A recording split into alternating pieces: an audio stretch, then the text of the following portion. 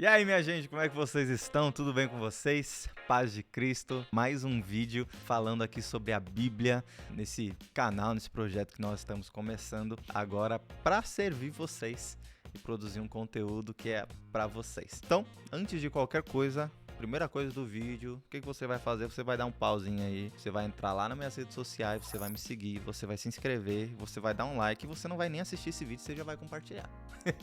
Tô brincando, mas se você puder compartilhar o final desse vídeo, eu te peço que, por gentileza, faça isso. Mande no seu grupo de amigos, no seu grupo da igreja, grupo de jovens, que tem 500 grupos de jovens, ou grupinho da fofoca que não pode ter, mas manda lá também pro pessoal assistir. Então, faça esse favor pra mim aí, que você vai estar apoiando muito meu trabalho e esse esforço aqui que eu tô tendo pra produzir esses vídeos pra você, tá bom?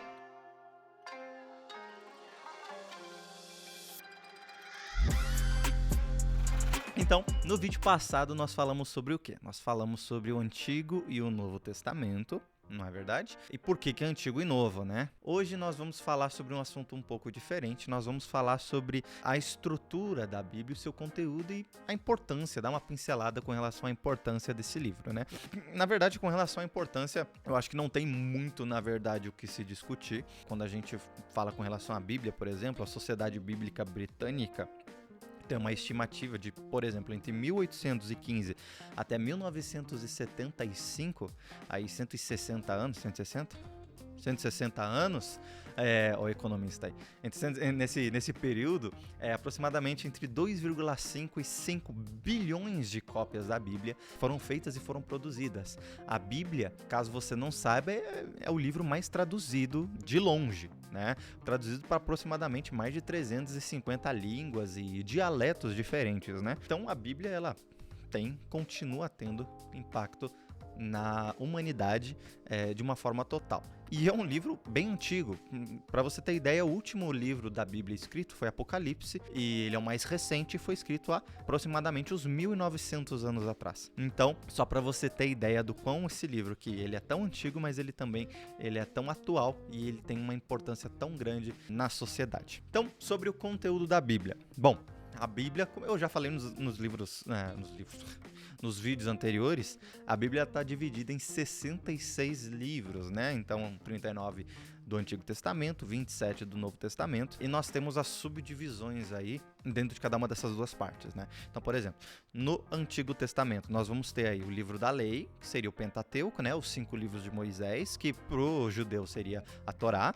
Nós temos os livros históricos, nós temos os livros poéticos, ou como alguns gostam de chamar, só para dificultar mesmo, tá? Os livros sapienciais, é para falar bonito mesmo, né? E os profetas, né? Dentro de profetas também tem a sua subdivisão, de profetas maiores e profetas menores. Profetas menores não porque eles fizeram menos coisas ou porque eles tinham uma baixa estatura, não é por causa disso. São profetas menores porque os livros são mais pequenos, tem 3, 6, 12 capítulos, então são livros relativamente menores. Enquanto, por exemplo, Isaías, ele vai ter 66 capítulos, né? Curiosamente, não sei se você sabia disso, mas Isaías, alguns teólogos vão chamar de mini-bíblia, né? Porque tem exatamente a quantidade de livros da Bíblia, ele aborda diversos temas, fala sobre Jesus, fala sobre a criação, fala sobre tudo, né? Então, dessa forma que está dividido aí o Antigo Testamento. Já o Novo Testamento, ele também tem a sua divisão, então ele vai ter ali os evangelhos, né? Ele vai ter um livro histórico, que nós vamos chamar, que é o livro de Atos, basicamente. Ele vai ter as cartas, né? Cartas, você pode escutar as pessoas falando também em epístolas, tá?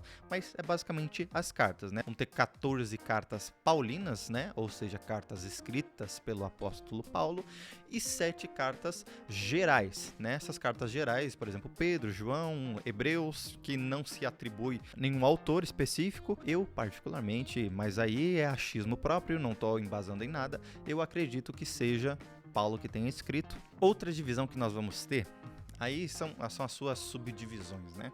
Dentro dos evangelhos, nós vamos ter os evangelhos que nós chamamos de sinóticos. Por que são chamados de evangelhos sinóticos? Porque, basicamente, eles têm uma similaridade entre eles. Eles são bastante parecidos. Então, vários relatos que você tem dentro de um, você tem nos outros dois também, né? Que são Mateus, Marcos e Lucas. São chamados evangelhos sinóticos. João não é um evangelho sinótico. Por quê? Porque a abordagem de João, as histórias de João, são bem diferentes do que nós temos dentro desses outros 3 evangelhos. Bom, quando a gente fala sobre o Antigo e sobre o Novo Testamento, o Antigo Testamento ele foi escrito basicamente em hebraico. Alguns trechos foram escritos em aramaico.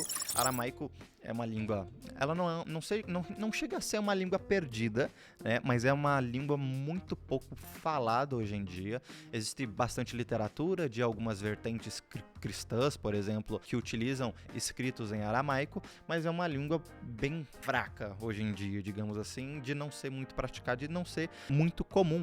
Porém, na época dos hebreus, ela era bastante praticada, né? Por isso que parte do Antigo Testamento ele também está escrito em aramaico. Já o Novo Testamento, o que predomina é o quê? O que predomina é o grego. Por quê? Porque a língua grega ela era a que estava mais difundida naquele momento, né? Os discípulos, entre si, eles falavam aramaico, nós acreditamos que eles falavam aramaico, né?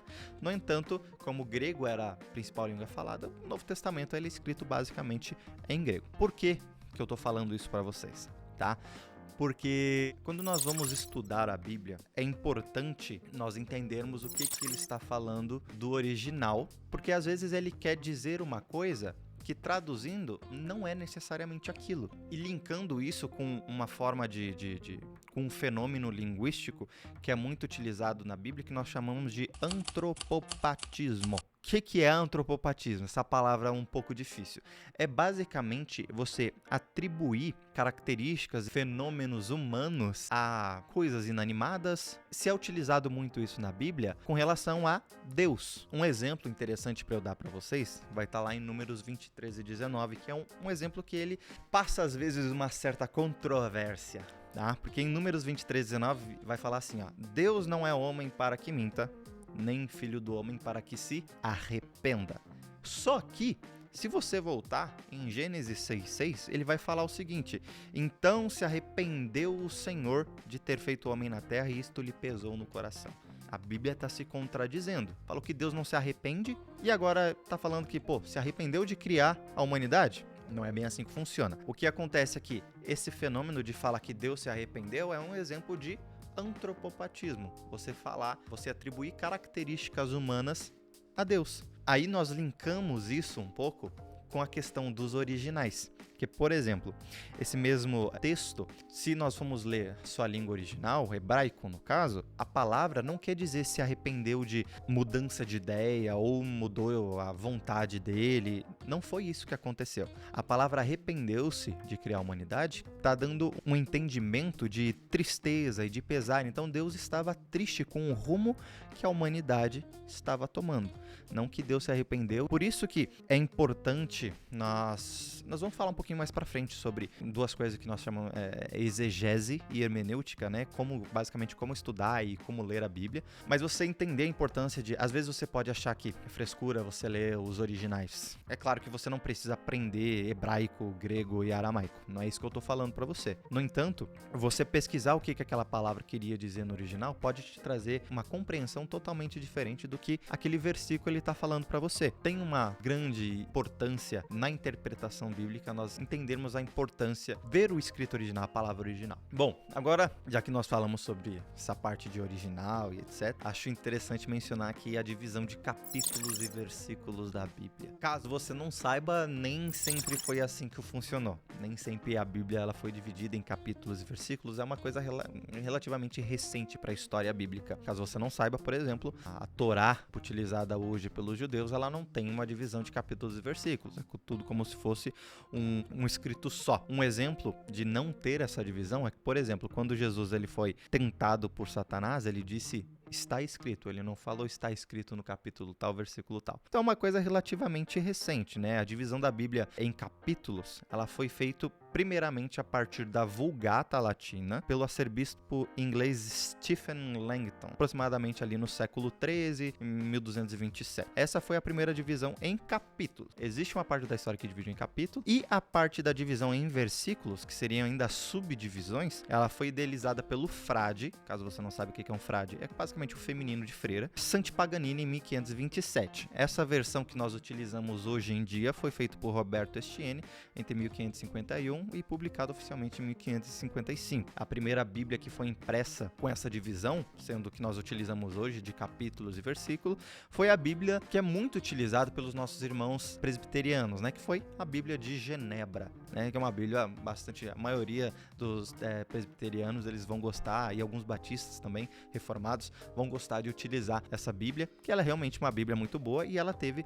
essa versão, essa divisão inicial, né? Não que seja muito importante você saber disso, tá? Não vai alterar nada na sua leitura, no seu devocional, apenas a nível de curiosidade mesmo, tá? O Antigo Testamento, ele vai ter 929 capítulos e 23.145 versículos, o Novo 260, capítulos 7.957 versículos, aí o total vai para 1.189 capítulos e 31.102 versículos, que podem variar de tradução para tradução, tá? Essa divisão entre capítulos e versículos, ela é basicamente utilizada por todas as igrejas de confissão cristã, né? Então as igrejas pentecostais, presbiterianas, a católica ela vai ter essa divisão também. No entanto, a católica ela tem alguns livros a mais, né, chamados apócrifos, aí a gente vai falar em outro momento sobre eles também. Mas a Bíblia hebraica ela continua no formato antigo, ela não tem essa divisão. Essa divisão ela veio por parte da igreja católica e não por parte da cultura judaica, então eles não têm essa divisão. Ao invés disso, o que os judeus utilizam? O costume judaico vai praticar, na verdade, todo Shabá, ou seja, todo sábado pela manhã, eles vão fazer uma leitura da Torá.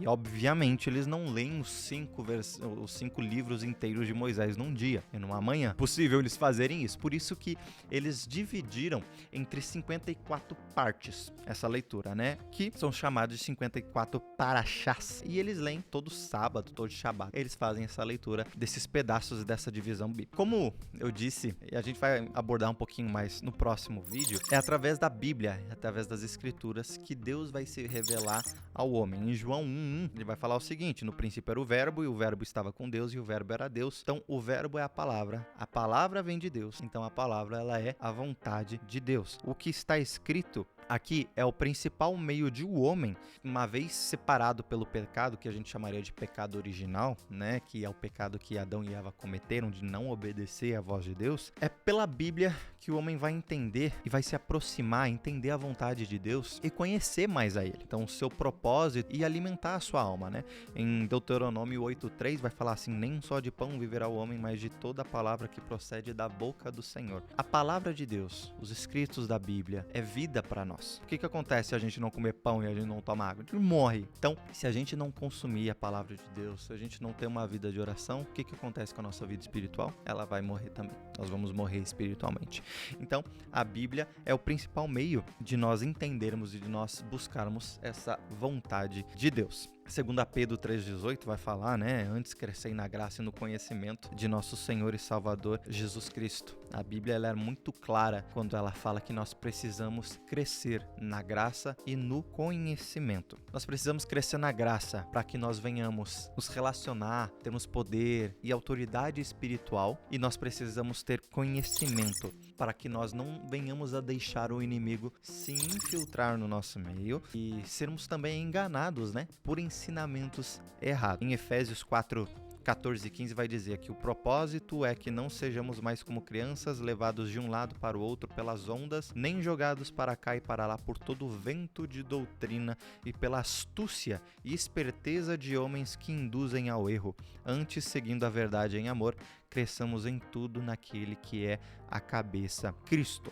Então é importantíssimo estudarmos a Bíblia. É claro que quando nós falamos de teologia, quando nós falamos de estudar, teologia não salva ninguém. Teologia não vai te salvar. Se você for lá e estudar sobre, sei lá, teorias da expiação, você não vai ser salvo porque você está estudando essas teorias. O que vai te salvar é Jesus, é aceitar Ele como teu Senhor e Salvador. No entanto, desprezar o estudo da palavra e o ensino bíblico é extremamente perigoso. Perceba que aqui ele vai falar que pelos ventos de doutrinas e pela astúcia e esperteza de homens que induzem ao erro. Se nós não percebermos essa astúcia e essas induções ao erro, nós podemos cair. Então o estudo da palavra, ele vem para te proteger, para você saber identificar o que tem de errado nos ensinos, o que não provém de Deus e o que está errado. Quando eu falo na questão da importância desse estudo, por exemplo, Oséias, capítulo 4, versículo 6, vai falar o quê? Retrata a consequência desse desprezo ao estudo. Ele vai falar: o meu povo foi destruído porque lhe faltou o conhecimento, porque tu rejeitaste o conhecimento. Quando nós falamos, por exemplo, de Apocalipse, tem um exemplo que eu acho muito interessante, que é a igreja de Pérgamo. A igreja de Pérgamo, ela estava sendo enganada pelos ensinos dos nicolaítas, nós vamos falar isso em outro momento, e sobre as doutrinas de Balaão. Isso é extremamente perigoso, você sendo enganado por esses falsos ensinos. Então, jamais despreze, estude. Se a tua igreja, a Assembleia de Deus, por exemplo, tem a escola bíblica dominical, vá para a escola bíblica dominical. Na Verdade e Vida, por exemplo, nós temos o SEV, né, que é o Centro de Estudo Verdade e Vida, que é onde nós aprendemos, estudamos sobre a Bíblia. Faça parte. Se você tem o seu núcleo de estudo, participe dele. É de extrema importância você entender e você participar desses estudos entre irmãos. Às vezes você estudar sozinho, de forma autônoma, pode ser um pouco perigoso. Por quê? Porque às vezes você vai pegar um livro, esse livro ele vai falar alguma coisa de uma forma rebuscada talvez, e pode acabar te convencendo e não ser exatamente daquela forma. Por isso que é importante você ter o auxílio de um professor, você ter o auxílio do seu pastor, para você entender o que está escrito na palavra de Deus, para que nós não venhamos basicamente a ser como o povo de Israel, que rejeitou o conhecimento, desprezou o conhecimento e acabou caindo, e também não sermos como a igreja de Pérgamo, que estava sendo enganada. E gente, acho que para esse vídeo seria basicamente isso, tá? No próximo vídeo nós vamos falar sobre 3 aspectos muito importantes quando a gente fala de Bíblia. Nós vamos falar sobre necessidade, inspiração e inerrância. Então esses 3 pontos aí, eles apoiam para a Bíblia como sendo efetivamente uma autoridade nas nossas vidas e como não sendo apenas um livro. Nós entendemos que, assim como Deus é soberano, a sua palavra, aquilo que ele fala também tem um nível de autoridade muito grande na nossa vida. Tem que ser aquilo que vai reger todo o nosso pensamento, aquilo que nós fazemos, e a Bíblia é essa palavra, a Bíblia é essa vontade de Deus. Então, muito obrigado para você que acompanhou até aqui. Eu vou repetir o que eu falei no início do vídeo: se inscreve no canal. Agora você não precisa dar pausa, só se inscreve aí, dá um like, compartilha com seus amigos, segue no Instagram, no TikTok, no Twitter, que a gente vai ficar muito feliz, eu vou ficar muito feliz, porque eu vou perceber aí esse apoio de vocês, tá bom? Que Deus ilumine cada um de vocês em amor, graça e entendimento. Valeu!